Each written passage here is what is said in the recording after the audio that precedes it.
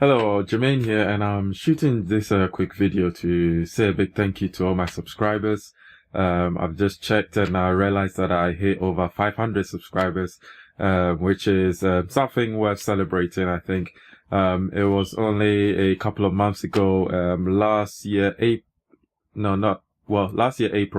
I got into blogging about Dart, and then during October I took it seriously to work on a YouTube channel creating content for Dart, and I'm just happy to see the support from the development community, that people are commenting on my videos and asking questions, and also people that are sharing that they're encouraged by videos, seeing actual videos on Dart, and not just videos on Dart, but videos showing actual practical examples on Dart.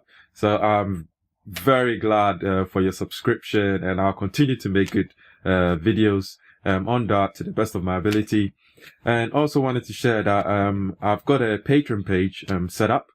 So the purpose of that Patreon page, of course, is to create much more advanced Dart tutorials, or exclusive Dart tutorials for Patreon subscribers. And also this is a chance for you to become a patron and support the production of these videos, because it does take time and effort to produce these videos, and also it helps to fund me while I do this on a full-time basis, so that way I can produce more content on a regular basis.